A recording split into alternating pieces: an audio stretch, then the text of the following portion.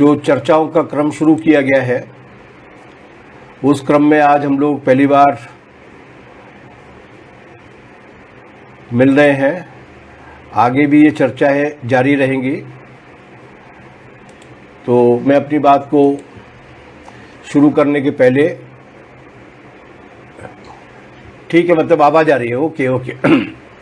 जब तक हमारे साथी जुड़ते हैं, आज का विषय जैसा कि हरियाणा CITU के महासचिव कॉमरेड जय भगवान ने हमें बताया था कि भारतीय संविधान और वर्तमान दौर के विषय को लेकर है। डॉक्टर अंबेडकर साहब की 130वीं सालगिरह पड़ रही है और इस श्रृंखला में हरियाणा CITU ने 3-4 दिन की चर्चाओं का एक सिलसिला शुरू किया है। जब तक बाकी के मित्र लोग इस चर्चा में शामिल होने के लिए आते हैं, क्योंकि बीच में लाइव की निरंतरताओं में थोड़ी सी बाधा पड़ी थी और हम लोग इस डिजिटल मीडिया से बाहर निकल गए थे। अब लॉकडाउन दोबारा से भी लौट कर आ रहा है और वैसे भी ये भी एक चर्चा का माध्यम है। इसलिए जब तक साथी लोग अपने हाथ में अपनी अपनी चाय के कप लेकर आए और बातचीत में शामिल हो और हम लोग अपनी मुद्दे की बातचीत पर आए, उसके पहले डॉक्टर अंबेडकर संविधान सभा में किस तरीके से पहुंचे, उसकी रोचक कहानी पर हम लोग बातचीत करते हैं, जो आमतौर से चर्चा में नहीं आती है, अनदेखी रह जाती है।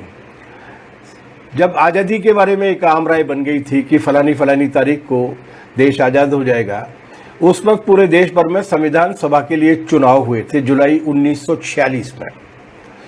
और इस 1946 में संविधान सभा के लिए हुए चुनाव में मोटे तौर पर यह आधार बनाया गया था कि 10 लाख लोगों के ऊपर एक प्रतिनिधि चुना जाना चाहिए।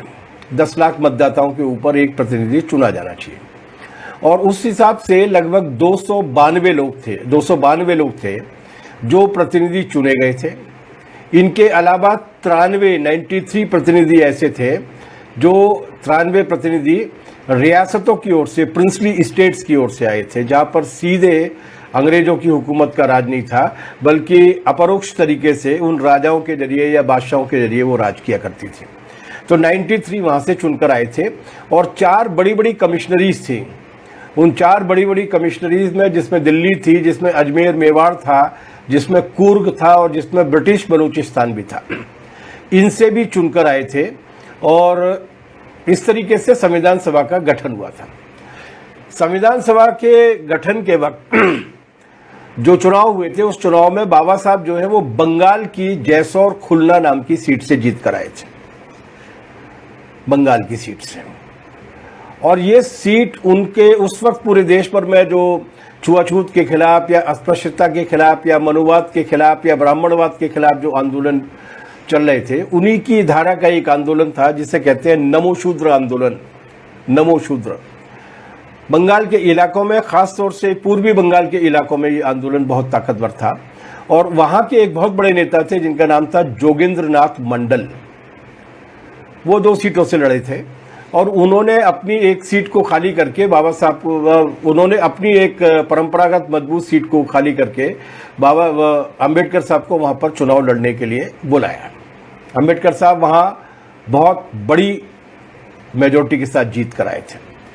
लेकिन संयोग यह हुआ कि जब विभाजन के लिए दोनों देशों के बीच में अलग अलग तरीके से जिलों का या इलाकों का बंटवारा हुआ, तो बाबा साहब जिस सीट से जीत कर आए थे, अंबेडकर साहब जिस सीट से जीत कर आए थे, वो सीट पाकिस्तान में चली गई। तो जाहिर सी बात थी कि वो फिर संविधान सभा की उनकी मेंबरशिप भी समाप्त हो गई। ऐसी स्थिति में ये उस देश के उस समय के राजनीतिक नेतृत्व के कौशल के बारे में दाद दी जानी चाहिए। उनसे हमारे राजनीतिक मतभेद हो सकते हैं, लेकिन एक जानकारी हम लोगों को ये रहनी चाहिए कि उस वक्त इस बात को महसूस किया कि नहीं, डॉक्टर अंबेडकर की मौजूदगी संविधान सभा में बहुत जरूरी है। और पंडित जवाहरलाल नेहरू की पहल पर कम्युनिस्ट पार्टी और कांग्रेस के समर्थन से वो बंबई की प्रेसिडेंसी की एक सीट से जीत कर आए, जिस सीट को जहां से पहले कांग्रेस ही जीत कर आया था, जिस सीट को उसके इस्तीफे के जरिए खाली कराया गया और इस बात को सुनिश्चित किया गया कि डॉक्टर अंबेडकर नई संविधान सभा में पहुंचे। तो दरअसल उनकी एक उसी संविधान सभा के लिए वो 2 बार जीते थे। एक बार उस सीट से, जैसौर और खुलना नाम की सीट से, ये 2 जिले हैं वहाँ के, उस सीट से जो बाद में पाकिस्तान में चली गई। और उसके बाद वो इस संविधान सभा में, जिसमें फिर उन्होंने ड्राफ्टिंग कमेटी के चेयरमैन की भूमिका बहुत अच्छी तरीके से निभाई, उसमें वो एक खाली की हुई सीट पर गए और कम्युनिस्टों के और कांग्रेस पार्टी के समर्थन के साथ गए।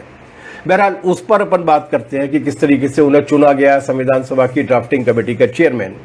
लेकिन इस बीच में ये जान लेते हैं कि जोगेंद्र नाथ मंडल साहब के साथ क्या हुआ।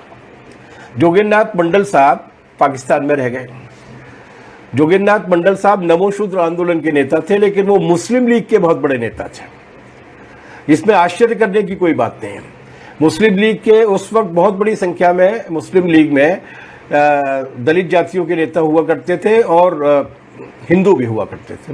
मुस्लिम लीग एक राजनीतिक पार्टी के रूप में काम करती थी और कुछ लोगों के लिए काफ़ी दिलचस्प ये जानकारी होगी कि भारतीय जनसंघ के जो संस्थापक थे डॉक्टर श्यामा प्रसाद मुखर्जी, जिनकी तस्वीरें ये पूरे देश भर में लेके जाते हैं, वो बंगाल में उस वक्त मुस्लिम लीग की सरकार में मंत्री हुआ करते थे। बहरहाल जो भी है, तो मंडल साहब रह गए पाकिस्तान में। लेकिन क्या संयोग है, क्या मजेदार संयोग है कि यहाँ डॉक्टर अंबेडकर भारतीय संविधान सभा की ड्राफ्टिंग कमेटी के अध्यक्ष बने और उधर जोगेंद्र नाथ मंडल जी पाकिस्तान की संविधान सभा के पहले अध्यक्ष बने। अस्थायी अध्यक्ष रहे वो, लेकिन पाकिस्तान की संविधान सभा का जब गठन हुआ तब उसके पहले अध्यक्ष जोगेंद्र नाथ मंडल थे। मतलब ये उस वक्त चल रहे उस सामाजिक आंदोलन की स्वीकार्यता थी, उसके नेतृत्व की स्वीकार्यता थी कि वो दोनों देश जो सदियों तक एक खास किस्म की सामाजिक कुरीतियों से जकड़े हुए समाज में रहे, जिनमें दलित जातियों का, शूद्र जातियों का, वंचित जातियों का जबरदस्त आंदोलन चला उस बेड़ियों से मुक्ति पाने के लिए, उसके 2 बड़े नेता उन दोनों ही देशों की संविधान सभाओं के में मुख्य जिम्मेदारियां निभाते हैं। जोगेंद्र नाथ मंडल जी अध्यक्ष बनते हैं और क्या कहते हैं उनको, अंबेडकर साहब यहाँ पर ड्राफ्टिंग कमेटी के चेयरमैन के रूप में आते हैं। ये एक बड़ी घटना है जिसके कई सारे आयाम हो सकते हैं, जिनके बारे में चर्चा की जानी चाहिए। लेकिन अभी फिलहाल हम लोग इस सवाल पर बातचीत करने की बजाय अपने मुख्य सवाल पर आएंगे, और वो मुख्य सवाल यही है कि खैर इस बीच में जोगेंद्र नाथ मंडल साहब के साथ और भी दिलचस्प घटनाएं घटी। वो 3 साल तक पाकिस्तान के पहले मंत्रिमंडल में, जिसके प्रधानमंत्री हुआ करते थे लियाकत अली साहब, जिनकी बाद में हत्या कर दी गई थी, उस मंत्रिमंडल में वो पाकिस्तान के पहले कानून मंत्री थे। जोगेंद्र मंडल पहले श्रम मंत्री थे। श्रम मंत्रालय, कानून मंत्रालय और एक और मंत्रालय था कश्मीर मंत्रालय, जो राष्ट्रमंडल का मंत्रालय था। उस राष्ट्रमंडल का और कश्मीर मंत्रालय का कामकाज भी वो देखा करते थे। तो वो वहाँ के पहले मंत्रिमंडल में कानून मंत्री बने और डॉक्टर अंबेडकर यहाँ के पहले मंत्रिमंडल में कानून मंत्री के रूप में आए और बाद में उन्होंने काफ़ी समय तक श्रम मंत्री का भी कार्यभार संभाला था। ये हम लोगों की जानकारी में है। उसके बाद 1950 में उनका मोह भंग हुआ और जाहिर सी बातें कि होना था। ये जो दलित अत्याचार का मामला है, दलित उत्पीड़न का मामला है, वो केवल देश बदलने की वजह से, उसकी देश की सीमाएं बदल जाने से वो समाप्त नहीं हो जाता। हम आज देखते हैं, आज 2021 में हम लोग देखते हैं कि ये बीमारी हमारे यहाँ के लोग जो अमेरिका में पहुंच गए हैं या ब्रिटेन में पहुंच गए या फ्रांस में पहुंच गए हैं, जो विकसित देशों में पहुंच गए हैं, वहां पर भी वो इस बीमारी को लेकर गए हैं। तो जाहिर सी बात है कि पाकिस्तान बनने की वजह से वो छुआछूत की बीमारी तो समाप्त नहीं होने वाली थी। और अंततः जोगेंद्र नाथ मंडल साहब का मोह भंग हुआ और 1950 में, अक्टूबर 1950 में उन्होंने मंत्रिमंडल से इस्तीफा दिया और उसके बाद वो भारत आ गए। 5 अक्टूबर 1968 को उनका देहांत हुआ था। इस बीच में उन्होंने क्या राजनीतिक सक्रियता की या क्या उनकी भूमिका थी, इसके बारे में कोई उल्लेखनीय जानकारी नहीं है। ऐसा लगता है कि जैसे वो वहां से हताश होकर, निराश होकर लौटे थे और उसके बाद फिर उन्होंने किसी भी तरीके की राजनीतिक कार्रवाइयों में हिस्सा नहीं लिया। लेकिन जोगेंद्र नाथ मंडल भारतीय आंदोलन की, मतलब भारतीय प्रायद्वीप की, इंडियन सबकॉन्टिनेंट के उस आंदोलन की एक बड़ी हस्ती है और इस मामले में ये रेखांकित की जाने वाली बात है दोबारा दोहराई जाने वाली बात है कि जिन्होंने बाबा साहब के लिए सीट खाली की थी, अंबेडकर साहब के लिए सीट खाली की थी, वो पाकिस्तान की संविधान सभा के अध्यक्ष बनते हैं, अस्थायी अध्यक्ष, और इधर डॉक्टर अंबेडकर भारत की संविधान सभा के ड्राफ्टिंग कमेटी के चेयरमैन बनते हैं। बहरहाल भारत के संविधान का जो निर्माण है, भारत की संविधान सभा ने कुल मिलाकर 2 साल 11 महीने और 18 दिन काम किया। ये जो अद्भुत किताब हमें मिली है, इसमें 2 साल 11 महीने और 28 और 18 दिन का काम है, शायद 28 दिन का, मैं कुछ गलती हो सकती है इसमें, 28 दिन का। ये है वो पृष्ठभूमि, जिस पृष्ठभूमि में इस पूरे के पूरे संविधान की प्रक्रिया को हम लोगों को समझना होगा। अब आते हैं अपन लोग मुख्य सवाल पर, लेकिन उस मुख्य सवाल पर आने के पहले भी एक और कैवेट, एक और पूर्व चेतावनी, एक और थोड़ी सी सावधानी रखे जाने की बात है।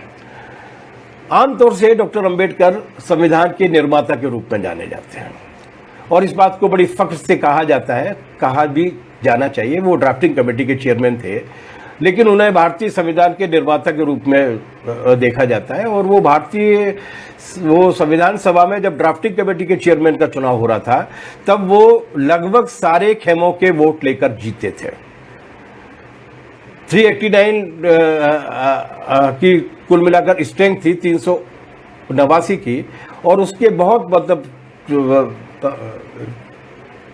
मतलब ये कि 80% 85% लोगों के वोट लेकर वो जीते थे। और इसमें भी कोई दो मत नहीं है कि भारत के संविधान में उनकी विजन का, उनके दृष्टिकोण का बहुत बड़ा योगदान है। इसमें भी कोई शक नहीं है कि वो जिस मकसद के लिए उस वक्त के राष्ट्रीय नेतृत्व ने उन्हें चुना था और उनमें जो विश्वास व्यक्त किया था, उस मकसद को उन्होंने पूरा किया। और भारत के संविधान को ये जो आधुनिकता का रूप दिया है, उस आधुनिकता के रूप में उनकी अपनी परवरिश, उनके अपने विचार और उनकी अपनी काबिलियत का बहुत बड़ा योगदान है। लेकिन डॉक्टर अंबेडकर को केवल संविधान तक सीमित करना या संविधान निर्माता तक सीमित करना एक बहुत बड़ी साजिश का हिस्सा है, बहुत बड़ी साजिश का हिस्सा है। और वो साजिश ये है कि उनके बाकी के रूप दबा दिए जाए, बाकी के रूप छुपा दिए जाए। गांव-गांव में डॉक्टर अंबेडकर के पुतले खड़े कर दिए गए, बहुत बड़ा सम्मान मिला उनको। लेकिन उन पुतलों के साथ एक खास बात है, एक ब्रांड है उसका, और वो ब्रांड ये है कि उनके हाथ में भारत के संविधान की किताब है। ये लोग भूल जाते हैं कि इसी संविधान की किताब के बारे में बाद के वर्षों में, अपने देहांत के 2-3 वर्षों के पहले से उन्होंने किस तरीके की बात बोलना शुरू की थी। खैर वो हमारी चर्चा का विषय नहीं है, लेकिन वो उस संविधान की सीमाओं को समझते थे। उस संविधान के निर्माता के बावजूद वो ये मानते थे कि ये संविधान पर्याप्त नहीं है। असली बाबा साहब अंबेडकर केवल संविधान के निर्माता नहीं है, असली बाबा साहब का रूप दूसरा है, जिसे बहुत जानबूझकर सोची समझी साजिश के तहत छुपाने की कोशिश की जाती है। और हमें इससे समझना पड़ेगा असली बाबा साहब कौन है, असली डॉक्टर अंबेडकर कौन है। असली डॉक्टर अंबेडकर वो व्यक्तित्व है जिन्होंने भारत की हजारों साल पुरानी जाति व्यवस्था का काफी सुव्यवस्थित तरीके से अध्ययन किया था, उसकी जड़ों को खोज कर निकाला था। उन जड़ों को खाद पानी देने का काम जो करता है, उनको हरियाने का काम जो करता है, उस पूरे के पूरे तंत्र को खोज के निकाला था।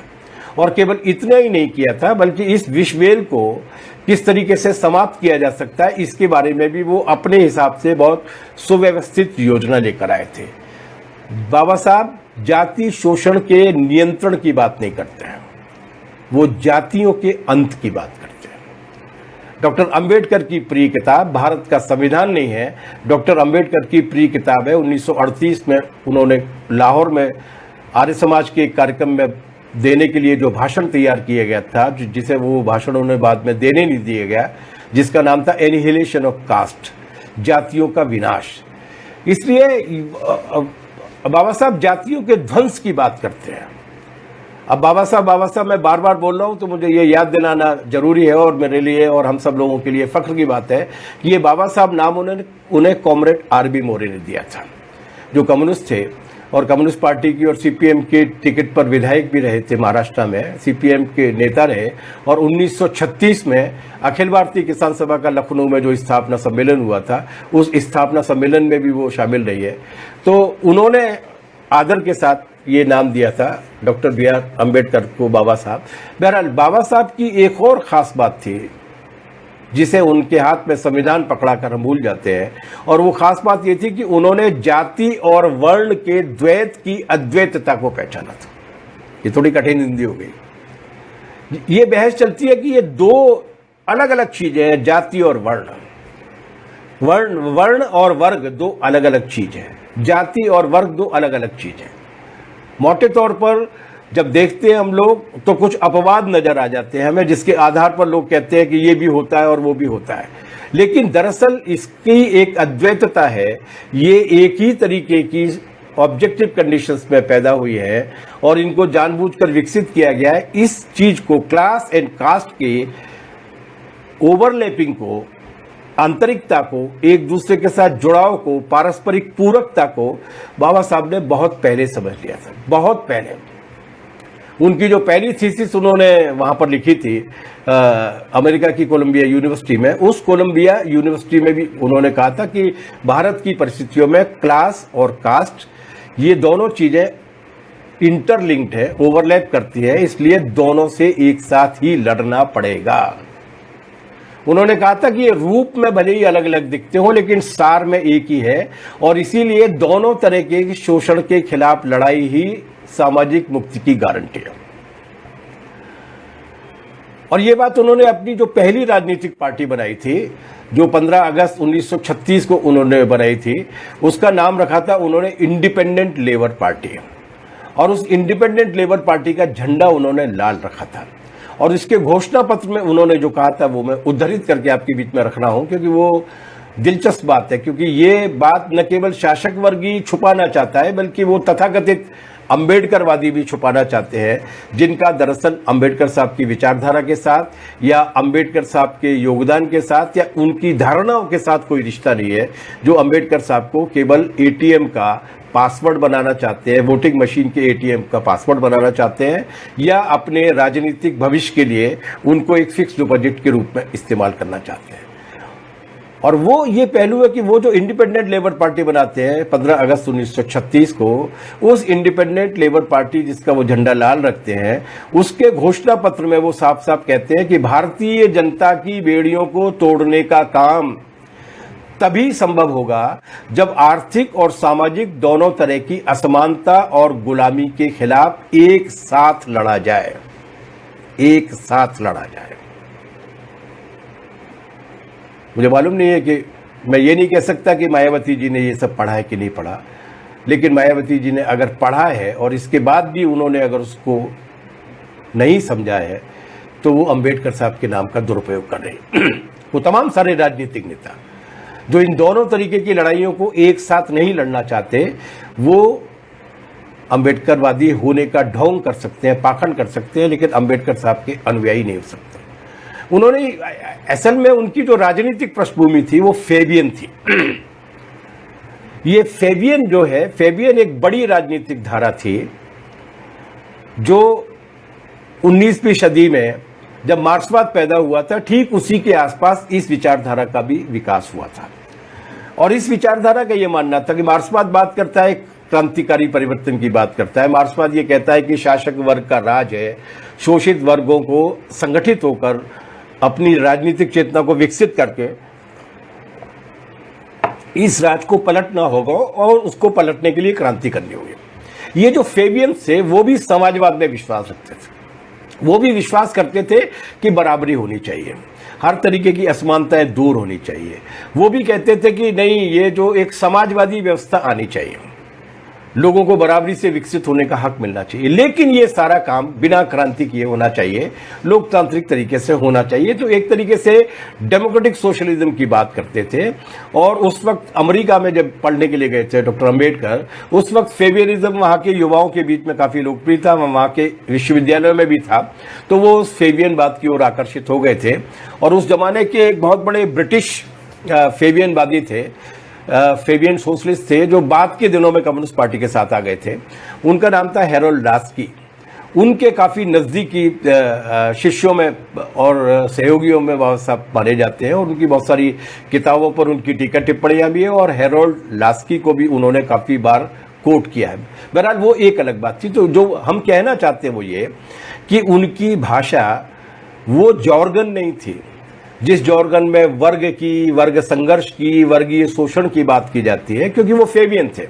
लेकिन इसके बाद भी उनकी समझदारी में ये जरूर बात थी कि वर्ग होते हैं और वो वर्ग दो तरीके के होते हैं। शोषित करने वाले मतलब आर्थिक वर्ग भी होते हैं, आर्थिक आधार पे भी वर्ग होते हैं, और वो ये मानते थे कि ये वर्ण और वर्ग की पारस्परिक पूरकता जो भारतीय परिस्थितियों में विकसित हो गई है, जिसे बहुत अच्छी तरीके से दामोदर धर्मानंद कोसाम्बी साहब ने एनालाइज किया था मार्क्सिस्ट टर्मिनोलॉजी में, वो उसको भी वो यथार्थ के रूप में मानते थे। और यही वजह है, ये वो पृष्ठभूमि है जिसे समझकर हम अगर संविधान तक पहुंचेंगे और आज की चुनौती तक पहुंचेंगे तो हमारे लिए काफी उपयोगी होगा। और यही वो परिस्थितियां हैं, यही वो वजह है कि आप डॉक्टर अंबेडकर की सक्रियताओं के आयाम देखिए। वो महाड़ का सत्याग्रह भी कर रहे हैं, 14 तालाब के पानी की लड़ाई भी लड़ रहे हैं, मनु की किताब भी जला रहे हैं, गांधी के साथ तीखी बहस भी कर रहे हैं, गांधी जी के साथ। लेकिन इसी के बीच में वो ट्रेड यूनियन भी बना रहे हैं, इसी के बीच में वो मजदूरों की लड़ाई लड़ने का समय भी निकाल रहे हैं। ये जो बड़ा योगदान था, ये बड़ा योगदान उनकी उस समग्र समझ से जुड़ा हुआ था जो ये मानता था, ज्योतिबा फुले के जमाने से ये धारा चली आई है हमारे देश में, जो ये मानती थी कि नहीं, ये दोनों तरीके के शोषण है और इन दोनों तरीके के शोषण का आपस में रिश्ता है और इन दोनों से एक साथ ही लड़ा जा सकता है। उनका एक और बड़ा योगदान था जिसके बारे में हम लोगों ने कई बार बातचीत की, अभी उस पर ज़्यादा समय देने का वक्त नहीं है, और वो ये कि महिलाओं के अधिकारों के लिए, महिलाओं की मुक्ति के लिए उनकी जो समझदारी थी वो उनके जमाने में जितने भी मुख्य धारा की राजनीतिक पार्टियों के नेता, दार्शनिक और विचारक हुआ करते थे उनसे मीलों आगे थी।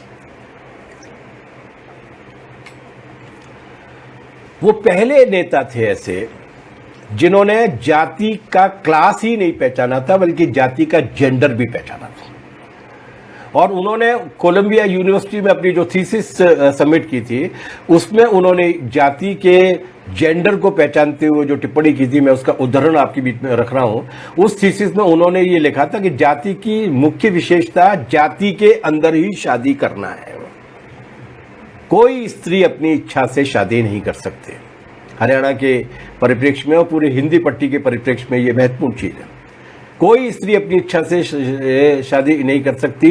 ये बाल विवाह की रस्में और विधवा विवाह पर रोक, इसके पीछे मुख्य वजह है कि कोई स्त्री प्रेम भी नहीं कर सकती, उसके प्रेम पर भी रोक लगा दी गई।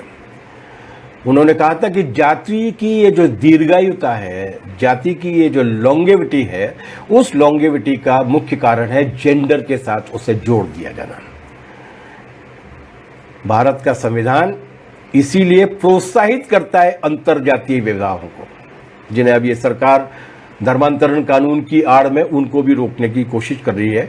लेकिन उन्होंने ये काम किया तो, और ये उनका इस सवाल पर कितना जबरदस्त कमिटमेंट था स्त्रियों के, महिलाओं के अधिकारों को लेकर और महिलाओं के लिए लोकतंत्र की बात को लेकर, कि वो भारत के पहले कानून मंत्री होते हुए जब उन्होंने हिंदू कोड बिल को पेश किया और जिसमें उन्होंने हिंदू महिलाओं को संपत्ति में, स्वत्वाधिकार में, विरासत में अधिकार देने की बात की, जब उन्होंने पुनर्विवाह के इन सारी चीज़ों की बात की, जब उन्होंने ये जो असमानता मनु की वजह से पूरे के पूरे हिंदू समाज में फैली हुई थी, उसके लिए कानून बनाने का जब हिंदू कोड बिल किया, तब उनके खिलाफ उस वक्त के जो जनसंघी, हिंदू महासभाई और ये आरएसएसी तो जुलूस निकाले ही, धरने निकाले, न जाने कितने कार्टून छपे, न जाने कितने पुतले उनके फूके गए।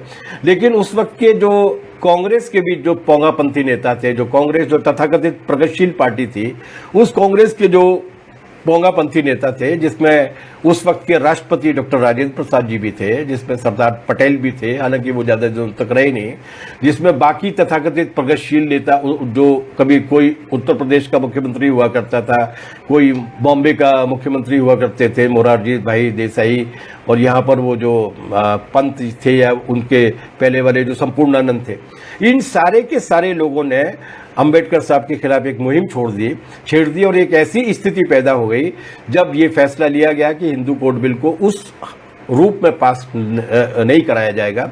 20-30 साल में बाद में अलग अलग तरीके से उसको पारित कराया गया, लेकिन उस वक्त पारित नहीं हुआ। इसकी वजह से डॉक्टर अंबेडकर ने मंत्रिमंडल से इस्तीफा देने का फैसला लिया।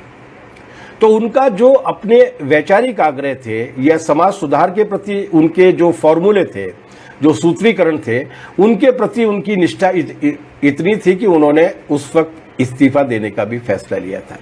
इस पूरी पृष्ठभूमि के साथ अब हम हमारे समय के सबसे कठिन चुनौती से घिरे हुए मुद्दे संविधान के बारे में बात करना चाहते हैं।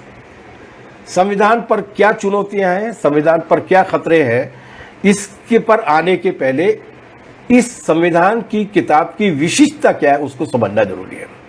जब तक हम उसका महत्व नहीं समझेंगे तब तक हम उस पर मंडराने वाले खतरों के बारे में एहसास नहीं कर पाएंगे। ये कई मामलों में अनोखी किताब है। जिस इलाके में हम लोग रहते हैं, जम्बू द्वीप भारत खंड है, जो अविभाजित हिंदुस्तान था, जो आज पाकिस्तान में या बांग्लादेश के रूप में बन गया है एक हिस्सा, ये वो इलाका है जहां पर दुनिया की जो 3-4 प्राचीनतम सभ्यताएं हैं, जो 3-4 प्राचीनतम दार्शनिक परंपरा है, वो मौजूद है। विराट साहित्य मौजूद है।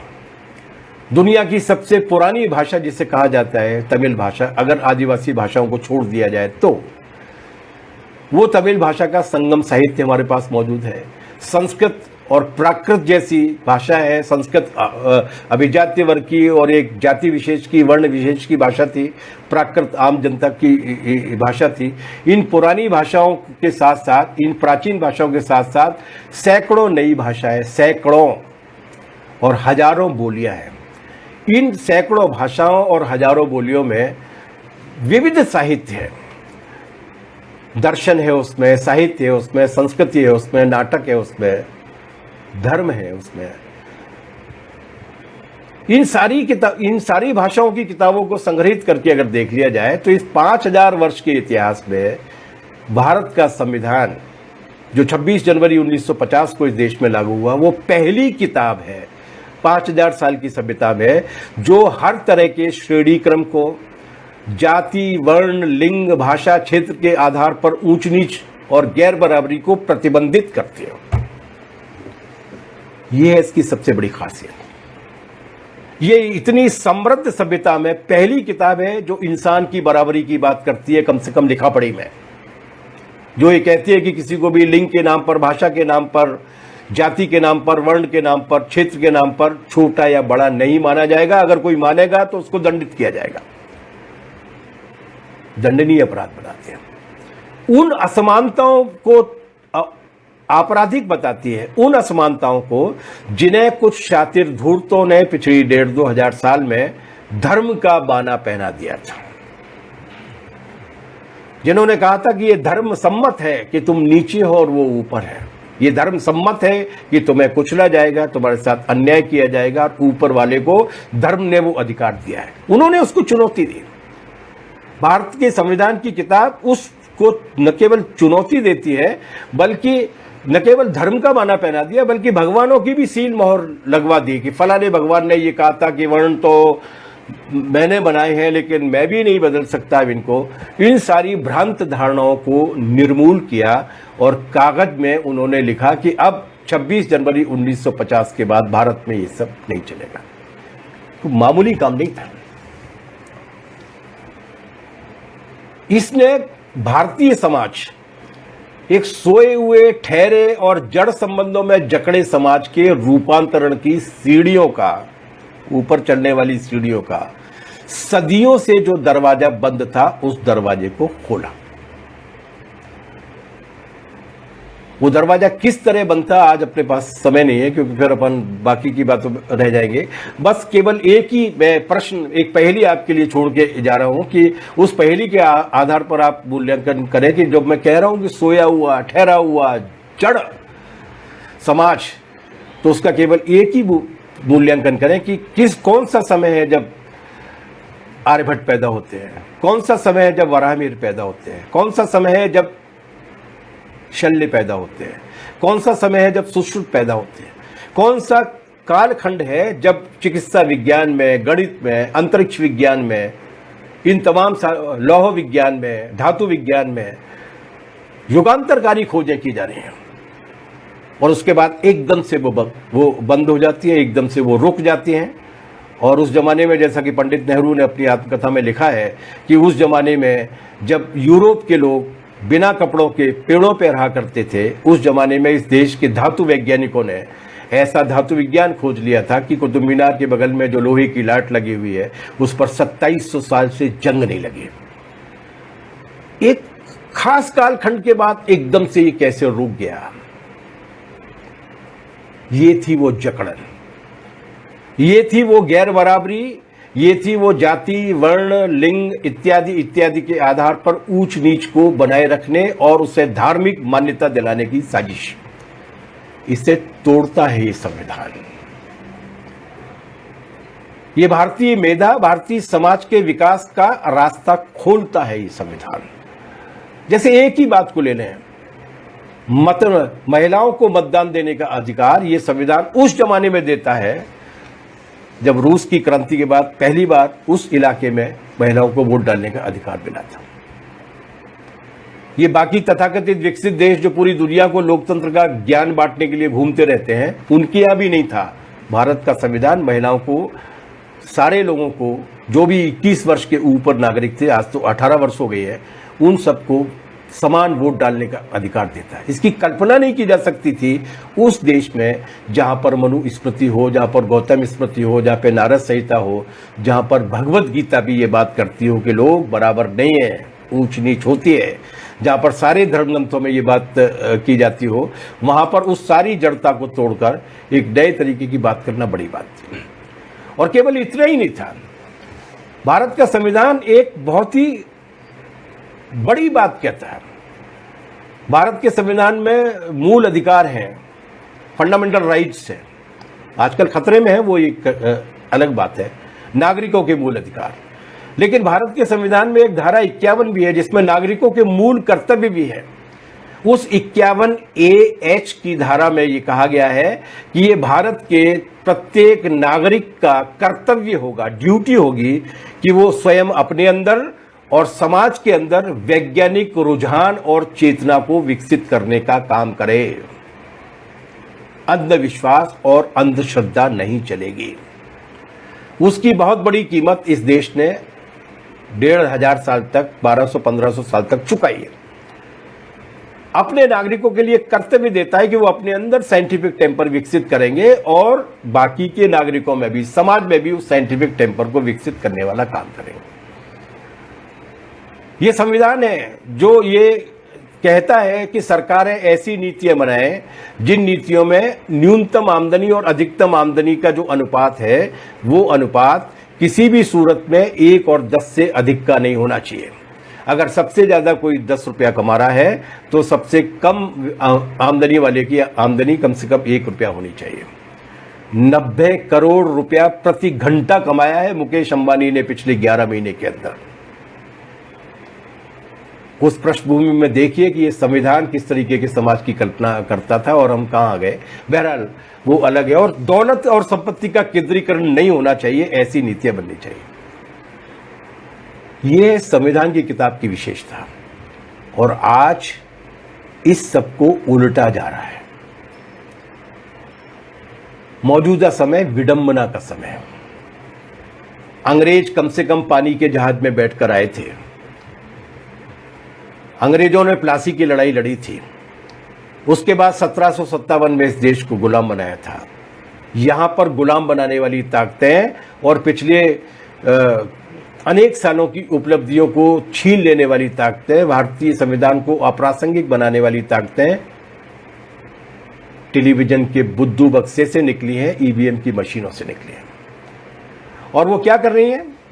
बिना किसी अतिशयोक्ति के कहा जा सकता है कि देश और समाज एक ऐसे वर्तमान से गुजर रहा है जिसमें प्राचीन और ताजे इतिहास में अंग्रेजों की गुलामी से आजादी के लिए लड़ते लड़ते जो भी सकारात्मक और अच्छी उपलब्धि हासिल की गई थी वो दांव पर लगी हुई है।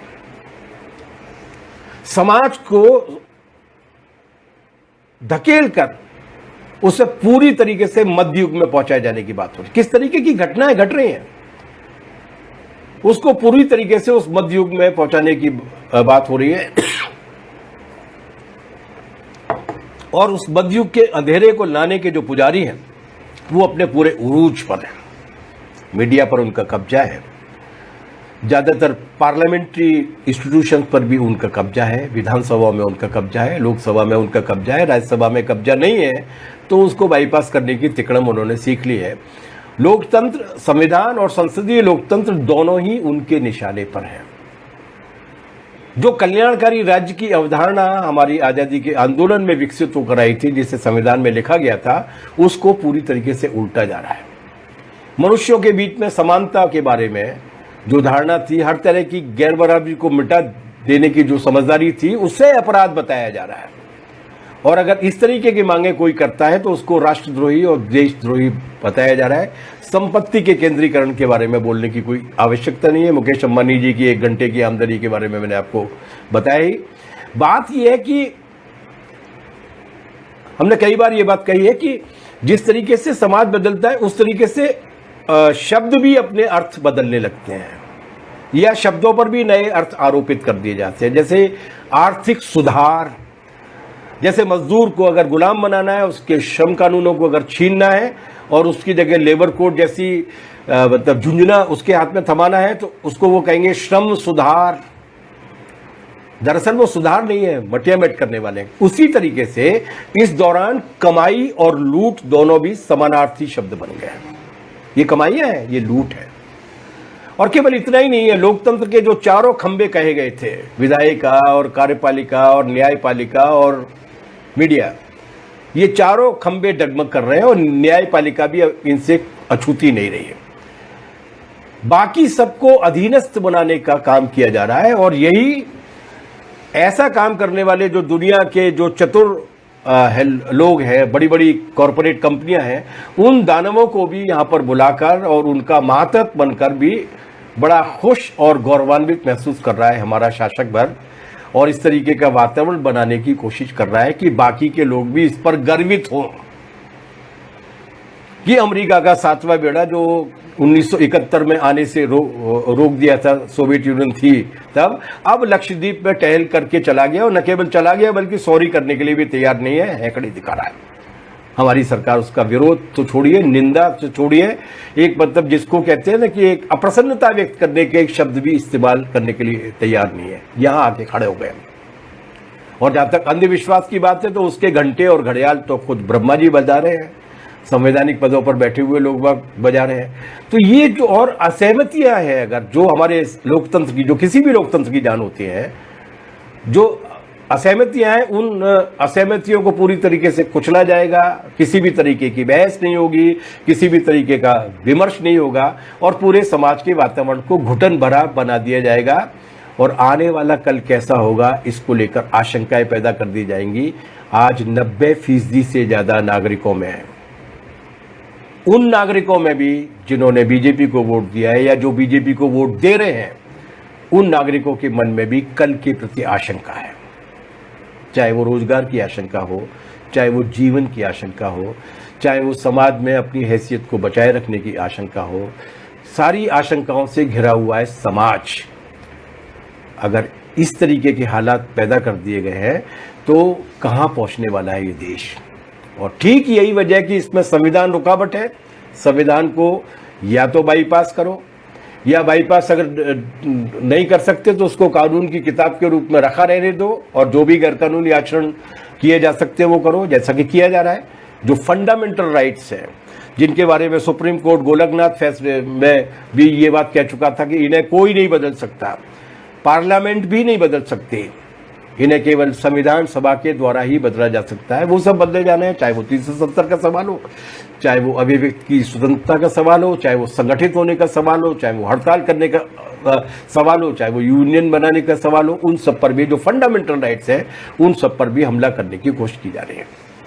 ये है आज का दौर। उस बड़ी किताब को आज यहां पर उलट कर रख दिया गया है। कॉर्पोरेटी हिंदुत्व ने उसे अपने अजगरी पाश में जकड़ लिया है और आज उसने यहां पर स्थिति ला दी है कि जो हासिल किया था वही खतरे में। क्यों आई ऐसी स्थिति?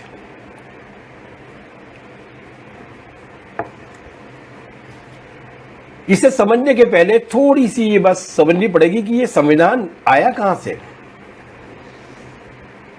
क्या संविधान सभा की बहसों से निकला संविधान? नहीं। कोई भी बहस, कोई भी मंथन, कोई भी चर्चा शून्य में नहीं होती है। वास्तविक परिस्थितियों की बुनियाद पर खड़ी होती है। हर बहस की, हर विमर्श की एक कंटिन्यूटी होती है, एक निरंतरता होती है। ये किताब जो है, संविधान नाम की किताब, 1857 में महाविप्लव हुआ था मार्च में, जिसे भारत का प्रथम स्वतंत्रता संग्राम कहा था। उस महाविप्लव से के बाद पहली बार इस देश में एक भौगोलिक राजनीतिक रूप से देश की समझदारी विकसित हुई और लोगों के बीच में ये विश्वास पैदा हुआ कि नहीं, एक हमारा कॉमन इनेमी है। और वो कॉमन इनेमी कौन है? अंग्रेज। उसके खिलाफ लड़ना है। एक सुव्यवस्थित लड़ाई शुरू हुई। इस लड़ाई के साथ मंथन भी शुरू हुआ कि क्या करना चाहते हैं। मैं जस्ट एक सूत्र आपके लिए छोड़े जा रहा हूं क्योंकि समय बहुत कम होता है इसमें, और वो सूत्र यह है कि वो पढ़िएगा आप किताब। 1857 की जब 150वीं सालगिरह बनी थी, उस वक्त लोकलहर ने एक पब्लिकेशन छापा था जिसमें उन्होंने उस 1857 के इतिहास से जुड़े हुए बहुत सारे पहलू छापे थे। उसमें एक आर्टिकल है, वो देखिएगा कि उस वक्त 1857 में जब बहादुर शाह जफर को बिठा दिया गया दिल्ली की बादशाह पर, उस वक्त सरकार कौन चलाता था? सरकार चलाने वाली कमेटी कौन लोगों थी? उसमें किसान थे, उसमें सैनिक थे, धर्मों की भी बराबरी थी, वो धर्मनिरपेक्ष भी थे। और क्या एजेंडा था उनका? देखिए तो सही किस तरीके की कल्पना थी। बहादुर शाह जफर की बादशाह वापस लाना नहीं था, बल्कि जनता का राज वापस लाना, उस वक्त की समझदारी के हिसाब से। 1857 उस वक्त की समझदारी के साथ। तो वो एक वैचारिक मंथन था। अंग्रेजों को हरा के लड़ाई को जीतना भी था, लेकिन उसके साथ साथ क्यों आए अंग्रेज, हम क्या करना चाहते हैं, ये भी समझना था। और ये जो वैचारिक बहस है, ये सबसे ज्यादा तेज हुई है 1919 के बाद, जलियांवाला बाग के बाद। 1920 में कम्युनिस्ट पार्टी बनती है, 1917 में रूस की क्रांति हो जाती है। इसके बाद एक नई धारा चलती है, पूरी की पूरी धारा चलती है, बहस चलती है, लोग लड़ते भी हैं आजादी के लिए, कुर्बानी भी दे रहे हैं, फांसी भी चढ़ रहे हैं, लाठी भी खा रहे हैं, जेल भी जा रहे हैं, लेकिन उसके साथ साथ बहस भी कर रहे हैं। और ये बहस की कौन कौन सी धाराएं थी?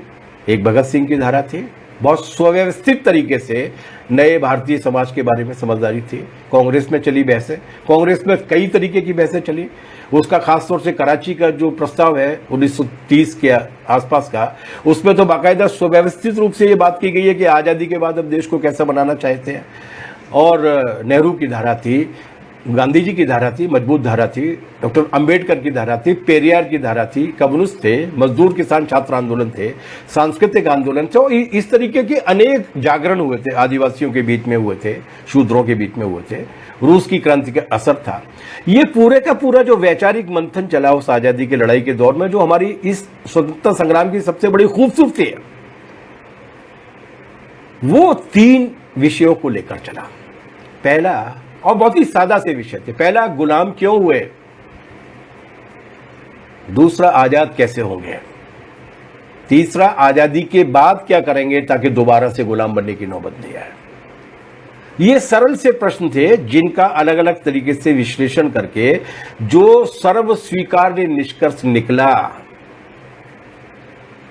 जो आमतौर से लोगों के द्वारा मंजूर किया गया, जिस पर आम राय बनी, वो निष्कर्ष है भारत के संविधान की उस किताब में जो 26 जनवरी 1950 को हमने कबूल किया। ये हमारा सार है उन कुर्बानियों का जो 90 वर्षों तक जो लड़ाई चली 1857 से लेकर 1947 तक, 1857 से लेकर 1947 तक, उसका क्रीम है कि इन तीनों चीजों को किस तरीके से, दो सबक और तीसरा निषेध किस तरीके से किया जा सकता है। आज उस पर जो खतरे मंडरा रहे हैं, इसके बारे में भी ये कोई अनायास नहीं आ रहे हैं। इसके बारे में संविधान के निर्माता सजग थे पूरी तरीके से। 25 नवंबर 1949 को आखिरी भाषण दिया है डॉक्टर अंबेडकर ने संविधान सभा में। ये वो दिन था जब संविधान सभा के सारे सदस्य इकट्ठा हुए थे और उन्होंने, जैसा कि मैंने आपसे कहा कि 2 वर्ष और 11 महीने और 28 दिन में जो किताब तैयार की थी, उस पर वो दस्तखत करने के लिए आए थे। उसमें भाषण देते हुए बाबा साहब अंबेडकर ने जो बातें कही थी, उनमें छुपा हुआ है वो संकट का कारण, जिस संकट में आज पूरे की पूरी भारतीय समाज, भारतीय राजनीति और भारत का भविष्य छुपा हुआ है। उन्होंने कहा था कि संविधान कितना भी अच्छा बना लें, इसे लागू करने वाले लोग अगर अच्छे नहीं होंगे तो ये भी बुरा साबित हो जाएगा। और आज हम अपनी आंखों से देख रहे हैं कि संविधान हमने बनाया, उसको लागू करने के लिए ऐसे लोगों को बिठा दिया जो इतने बुरे हैं कि उन्होंने इस अच्छे संविधान को भी बुरा बनाकर रख दिया। उन्होंने कहा था कि, लेकिन इतने बुरे से बुरे सपने के बाद भी उन्होंने इस बात की तो कल्पना नहीं की होगी कि जो पूरी तरीके से उस संविधान के ही खिलाफ थे, वही एक दिन इस संविधान के जरिए ही चुनकर आ जाएंगे और सैकड़ों वर्षों में जो सुधार के जरिए, आंदोलनों के जरिए, जागरणों के जरिए जो उपलब्धि हासिल की गई है, उसको ही पूरी तरीके से दफनाने में लग जाएंगे। उसी सामाजिक चेतना को देशद्रोह साबित करने लगेंगे, मनुस्मृति की प्राण प्रतिष्ठा करेंगे। मगर आज स्थिति है, वो आरएसएस आज इस देश की सत्ता में है जिसने संविधान के बनाए जाने का विरोध किया था, जिसने कहा था कि संविधान सभा के गठन की कोई आवश्यकता नहीं है, जिसने कहा था कि इस भारत को संविधान की कोई आवश्यकता नहीं है, हमारे देश में बहुत पुराना संविधान है जिसका नाम है मनुस्मृति।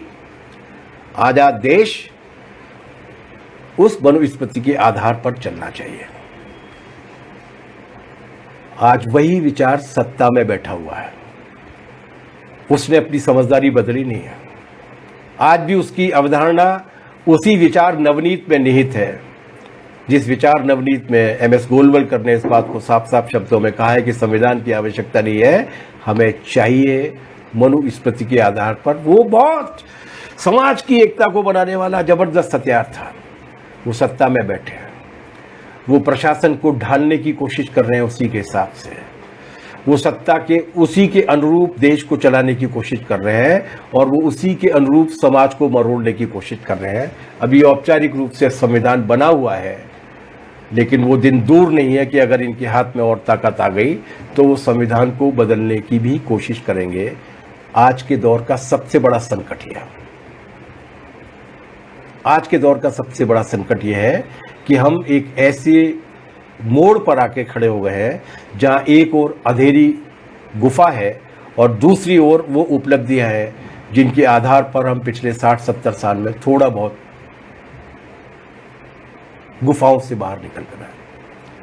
इसी भाषण में बाबा साहब ने एक बात और कही थी और उन्होंने कहा था कि अपनी शक्तियां किसी व्यक्ति, भले ही वो कितना महान क्यों नहीं हो, उसके चरणों में रख देना, उसे इतनी ताकत दे देना कि वो संविधान को पलट दे, संविधान और लोकतंत्र के लिए खतरनाक स्थिति है। इस वाक्य को दोबारा से पढ़िए।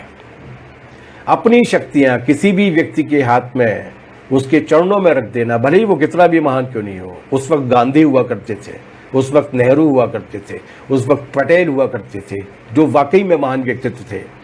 उनको संबोधित करके, उनकी ओर इशारा करके वो कह रहे हैं कि इन लोगों के हाथ में भी अगर रख दोगे तो संविधान सुरक्षित नहीं रहेगा, देश सुरक्षित नहीं रहेगा। ये बहुत खतरनाक स्थिति है। और आगे वो बोले थे कि राजनीति में भक्ति या व्यक्ति पूजा, राजनीति में भक्ति या व्यक्ति पूजा संविधान के पतन और नतीजे में तानाशाही का सुनिश्चित रास्ता है। क्या हो रहा है पिछले 6 साल में?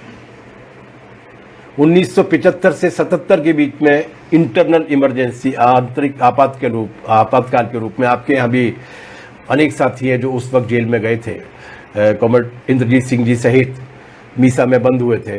वो जो आंतरिक आपातकाल जो देश भुगत चुका था, उसमें पिछले 6 वर्षों से एक भक्ति काल चल रहा है।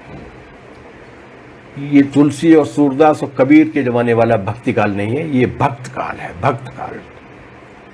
एकल पद पातशाही, एकानुचालिक वर्तता, जो भी होगा वो एक के कहने पर होगा, और वो एक किसके कहने पर चलेगा, उसका नतीजा क्या होगा, इसके बारे में कल्पना ही की जा सकती है। ये बर्बर तानाशाही का रास्ता, संविधान को छोड़िए, ये मनुष्यता के निषेध का रास्ता है। और वो मनुष्यता का निषेध किस तरीके से हो रहा है और किस तरीके से लोगों के मानवीय मूल्यों को बदला जा रहा है, ये हमने अपनी आंखों के हाथ से देख लिया। ये कहां आ गए हम लोग, क्यों और कैसे आ गए हैं, इसके बारे में भी डॉक्टर अंबेडकर की चेतावनी, और वो तीसरी और बुनियादी चेतावनी उनकी ये थी कि हमने राजनीतिक लोकतंत्र तो कायम कर लिया है, मगर हमारा समाज लोकतांत्रिक नहीं है। उन्होंने कहा था कि भारतीय सामाजिक ढांचे में 2 चीजें अनुपस्थित हैं, एक स्वतंत्रता लिबर्टी, और दूसरी भाईचारा और बहनापा फ्रेटर्निटी। उन्होंने कहा था कि यदि यथाशीघ्र सामाजिक लोकतंत्र कायम नहीं हुआ तो राजनीतिक लोकतंत्र भी बचने वाला नहीं है। हमारे कुछ साथी कहते हैं कि मनु दोबारा लौट रहे हैं, झूठी बात है। बंदा कहीं गया ही नहीं था, मनु कहीं नहीं गया था, वो भेष बदल के घूम रहा था। न केवल समाज में घूम रहा था, सामाजिक कुरीतियों के रूप में, जाति और वर्ण के श्रेणी क्रम के रूप में हमारे घर परिवार संगठन और आंदोलन में भी था। धूनी रमाकर बैठा हुआ था, अपने पांव छुआ रहा था, रीति रिवाजों की चादर ओढ़ के, परंपराओं की चादर ओढ़ के वो अपने आप को प्रतिष्ठित किए हुए था, और लौट के नहीं आ रहा, वो कहीं गया ही नहीं था। थोड़ा सा मेकअप कर लिया था। ये कहा जाता है कि यदि एक जगह भी अंधेरा है तो दुनिया की कोई भी रोशनी सलामत नहीं है। और हमारे यहां सीधी सी बात है, अगर समाज लोकतांत्रिक नहीं है तो राजनीतिक और प्रशासनिक व्यवस्था लोकतांत्रिक नहीं हो सकती। और थोड़ी मुश्किल बात है, और अगर परिवार लोकतांत्रिक नहीं है तो समाज लोकतांत्रिक नहीं हो सकता। हम चाहेंगे कि घर के बाहर की 4 दीवारी के बाद जब हम जाए तो हमारे साथ डेमोक्रेटिक बिहेवियर होना चाहिए, सारे लोग बराबर हैं, समाज की लोकतांत्रिकता का लाभ हमें मिलना चाहिए। हमारी जाति, वर्ण, जेंडर, गरीबी, अमीरी सबको छोड़ के हम अगर समाज को लोकतांत्रिक देखना चाहते हैं तो वो तब तक संभव नहीं है जब तक परिवार लोकतांत्रिक नहीं है। परिवार की लोकतांत्रिकता में अगर अंधेरा पसरा हुआ है तो बाहर की रोशनी भी सलामत नहीं है। और ये सारे काम थे जिन्हें पिछले 60-70 सालों में जिस तीव्रता के साथ किया जाना चाहिए था नहीं किया गया, और इसीलिए भारत के लोकतंत्र पर भेड़िए झपटने लगे हैं। भारत के संविधान की किताब को कुतर देना चाहते हैं। अतीत की वो तमाम सारी दीमकें जिन पर दवाई डालने का काम हम भूल गए, बाकी के काम को करते रहे। इसलिए बिल्कुल इस फौज से हमें लड़ना होगा।